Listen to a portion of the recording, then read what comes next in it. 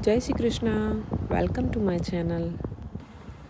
ક્યારેક જીવનમાં આપણને મોટી મોટી ખુશીઓ નહીં, પરંતુ એક સુંદર વ્યૂ જોઈને પણ આપણું મન ખુશીઓથી ભરાઈ જાય છે. અને એવી જ એક જગ્યા છે આ ગેટલિંગબર્ગ. આ સ્મોકી માઉન્ટેનના પહાડોના રસ્તાઓ. આ રસ્તાઓ ખાલી એક જગ્યાએથી બીજી જગ્યાએ નથી લઈ જતા, પરંતુ તમારી આંખો અને મન બંનેને એક સુંદર સફર કરાવે છે. જેમ ગાડી પહાડોના રસ્તા પરથી આગળ વધે છે, તેમ આપણી આસપાસનું દૃશ્ય વધુને વધુ સુંદર બનતું જાય છે. એક તરફ ઊંચા લીલાછમ પહાડો અને બીજી તરફ વળાંક લેતા રસ્તાઓ અને વચ્ચે ધીમે ધીમે વધતી ગાડીઓ. અહીંનો દરેક વળાંક આપણને એવું લાગે છે કે જાણે કુદરત પોતે જ કોઈ નવી તસવીર બનાવી રહ્યા હોય. અને જ્યારે તમે ગેટલિંગબર્ગની સ્ટ્રીટ તરફ આવો છો, ત્યારે એકદમ અલગ જ વાતાવરણ જોવા મળે છે. રસ્તાની બંને બાજુ સુંદર શોપ, રેસ્ટોરન્ટ, લાઇટ્સ અને લોકોની ચહલ-પહલ. પણ આપણે પાછળ નજર કરીએ તો આપણને ખાલી ઊંચા પહાડો જ દેખાય છે. એટલે જ ગેટલિંગબર્ગની ખાસિયત મને સૌથી વધારે ગમે છે. અહીં તમને નેચર અને સિટી લાઈફ બંને એક સાથે જોવા મળે છે. દિવસ દરમિયાન પહાડોની સુંદરતા અને ખુલ્લું આકાશ મનને શાંતિ આપે છે. અને સાંજ પડતાની સાથે જ સ્ટ્રીટ લાઇટ આખા શહેરને એક અલગ જ સુંદરતા આપે છે. ક્યારેક આપણે જીવનમાં એટલા વ્યસ્ત થઈ જઈએ છીએ કે આપણું મન શું ઈચ્છે છે એ પણ આપણે ભૂલી જઈએ છીએ. પણ આવી કોઈ સફર આપણને યાદ અપાવે છે કે જીવન માત્ર કામ કરવા માટે નહીં, જીવનના અનુભવ કરવા માટે પણ જરૂરી છે. ગેટલિંગબર્ગના આ રસ્તાઓ પરથી પસાર થતાં કદાચ તમને કોઈ મોટી વસ્તુ મળે કે ન મળે, પણ તમને થોડો સમય એવો જરૂર મળશે જ્યાં તમે બધું જ ભૂલીને ફક્ત આ ક્ષણોને માણી શકશો. પહાડો આપણને એક સુંદર વાત શીખવાડે છે કે રસ્તો કેટલો પણ વળાંકવાળો કેમ ન હોય, પણ જો આપણે આગળ વધતા રહીએ તો એક દિવસ સુંદર નજારો ચોક્કસથી જોવા મળે છે. જો તમે ક્યારેય ગેટલિંગબર્ગ જવાનું થાય તો માત્ર ડેસ્ટિનેશન સુધી પહોંચવાની ઉતાવળ ન કરો. રસ્તામાં આવતા પહાડો જુઓ, સ્ટ્રીટ વ્યૂને માણો. થોડાક ટાઈમ માટે આપણે આપણો ફોન સાઈડમાં મૂકીને કુદરતને બનાવેલા આ ખૂબસૂરત નજારાને આપણે આપણી આંખોથી નિહાળીએ.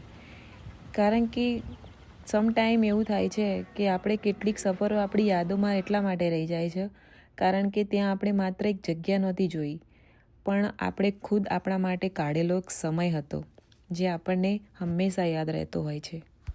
ગેટલિંગબર્ગની આ સ્ટ્રીટ પર આગળ વધતા એક અલગ જ માહોલ અનુભવાય છે. રસ્તાની બંને બાજુ નાની મોટી સુંદર શોપ, રેસ્ટોરન્ટ, કલરફુલ લાઇટ્સ જોવા મળે છે. કોઈ શોપની બહાર લોકો ઊભા રહીને વસ્તુઓ જોઈ રહ્યા હોય, તો ક્યાંક ફેમિલી સાથે લોકો હસતા ખેલતા વાતો કરતા જોવા મળે. કોઈ પોતાના બાળકનો હાથ પકડીને સ્ટ્રીટ પર ફરતું હોય છે, કોઈ મિત્રો સાથે મસ્તી કરતા આગળ વધે છે, અને કોઈ આ સુંદર વાતાવરણને પોતાના મોબાઈલમાં યા કેમેરામાં કેપ્ચર કરવામાં વ્યસ્ત હોય, જેમ કે હું. ક્યારેક સ્ટ્રીટ પર ચાલતા લોકોની ભીડ વધારે જોવા મળે છે, તો ક્યારેક કોઈની શાંતિ રસ્તાની આજુબાજુ ઊભા રહીને આસપાસનો નજારો જોવા માણતું હોય છે. રસ્તા પરથી પસાર થતી કાર, લોકોની આવન જાવન, શોપમાંથી આવતી લાઇટ્સ અને આસપાસનો લવલી એટમોસ્ફિયર, આ બધું જ મળીને ગેટલિંગબર્ગની એક સ્ટ્રીટને એક અલગ જ ઓળખાણ આપે છે. અહીંયા દરેક વ્યક્તિ પોતપોતાના મોજમાં જ હોય છે.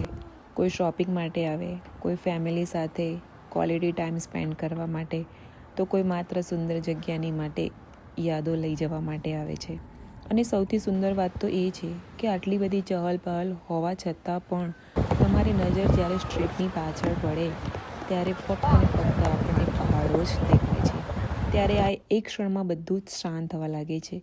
એક બાજુ સિટી લાઈફની એનર્જી અને બીજી બાજુ શાંત, ઊંચા અને સુંદર માઉન્ટેન્સ.